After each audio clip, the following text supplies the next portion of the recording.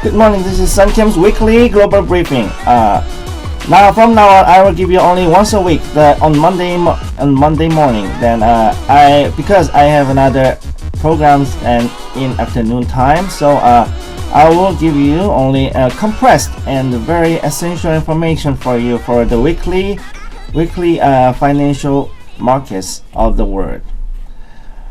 First, I'd like to give you 3 indices and the commodities information now.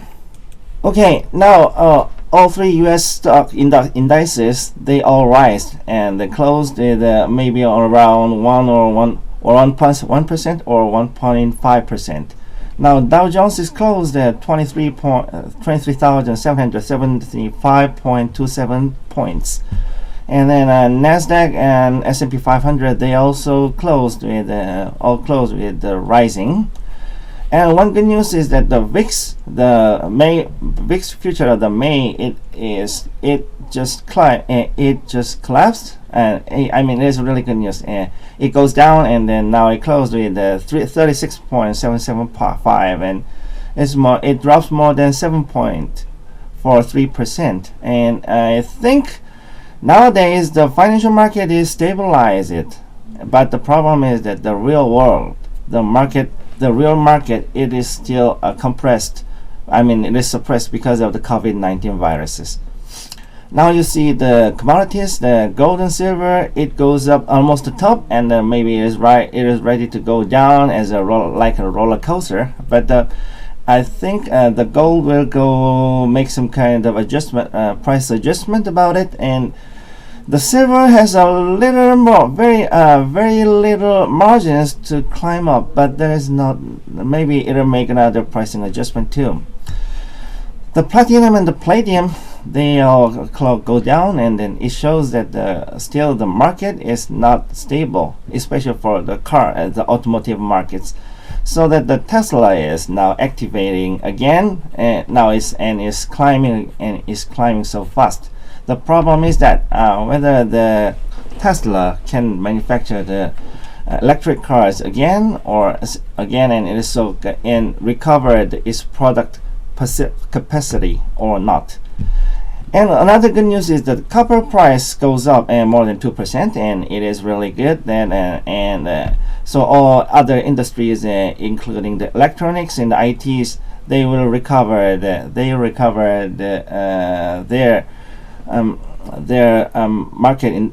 market activities as soon as possible. And next is the oil. It is really catastrophic. The WTI, the May future, it shows really catastrophic closures on the end of the closing, and they show some minus prices. It's really awful. But sometimes I think maybe if I had some money, then I can invest there, and then I get some money back on that time. Anyway, the WTI futures of June, it climbs more than 4%, and the Brent oil also climbed more than 2.86%. And the most important thing, the Dubai oil in Asia. Dubai oil is just make some kind of stable, and hopefully the WTI and Brent, it will climb up. And I think maybe the WTI and Brent have the same price range, around $20 to $25 per barrel range, very short time.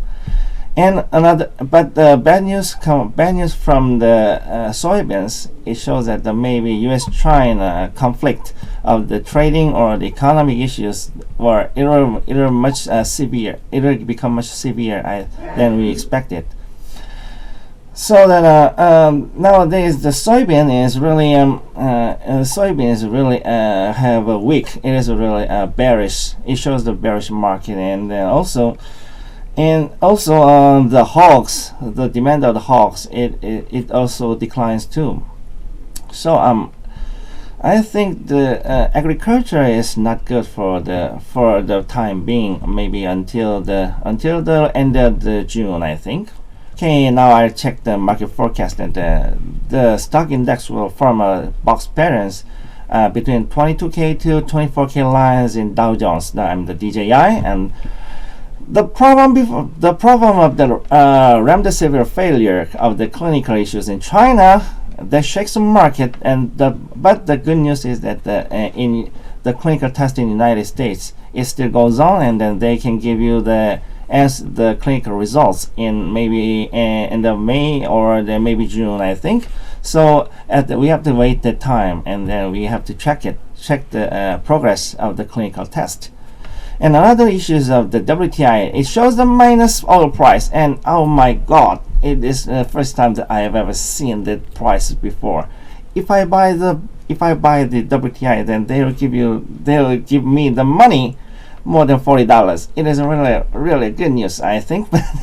But it is just some kind of signal that U.S. make the oil too much, and then the energy industry, they'll make some kind of restructuring, and especially in the shale oil market, they'll make some kind of M&A with the oil majors like such as Chevron or ExxonMobil's in Texas and New Mexico. And finally, the gold and silver, it climbs very modestly, and maybe it'll go down and make some kind of price adjustment about it. And dollar index breaks the 100 again, and then now it makes some kind of box may around 99 to 101. I mean 101, and the financial market is really stabilizing now. But the problem is the real world is not so good because of COVID-19. So what we have to check is that whether the remdesivir and all the vaccines or any medicines for the COVID-19 and it shows a good result for the clinical test or not. So now we shall be very worried about the market. Yes, we shall be very careful about it. And finally, we will check the weekly focus. Will oil price break $20 ceiling? I mean the WTI is if the WTI break the $20, then maybe it'll climb up to the $25 range. And then it'll be very good news for the somebody who buy the ETN and maybe USO for the maybe in the last week. I mean the mom and pop in the United States, they buy a lot of USO fund in ETN, and yes, everybody knows that. Then now the oil is very cheap and it's chance to buy it. But you have to be careful about it because the desperate ratio is really very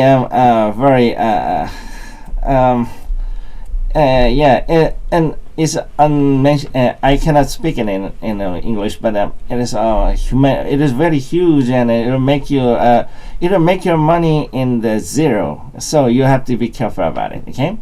Another issue is that dead or alive. Is Kim Jung Un still alive? I mean, this North Korean leader, he shows no other news on whether he's alive or not. Somebody said that he had some kind of cardiovascular operation, and he's in coma. But everybody says that no, we don't know it. And somebody said that some say that there's some kind of coup d'état in North Korea, and some say that he's still okay. So we have no idea who is right and who is wrong. So we have to check this week for this guy about it, because the geopolitical issues in South Korea and North Korea, it is really important for not only for the Korean Peninsula but also for the China, Russia, Japan, and the United States too. So it is really it is awkward and really hilarious, and because the very small countries and with just only nuclear, it influences all the global markets. So anyway, we have to check these issues on this week. And finally, what will back up the remdesivir against COVID-19? I mean that still we cannot trust the Gilead about it. I mean the Gilead gives the remdesivir, and then they give the some kind of clinical test around in global market, and the problem is that we are not sure about its effectiveness.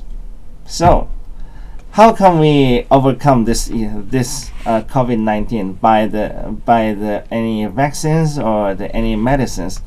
And the only option that we have now is some kind of a blood plasma treatment, and then the plasma treatment shows a very high rate, high cure rate. I mean, so now we have to check all these three things on this week, and it will check the market, or it will stabilize the market and then lift up your money. So then take care, and then check it out to the news, and keep your principle, and I wish you a successful investment. God bless you, and thank you.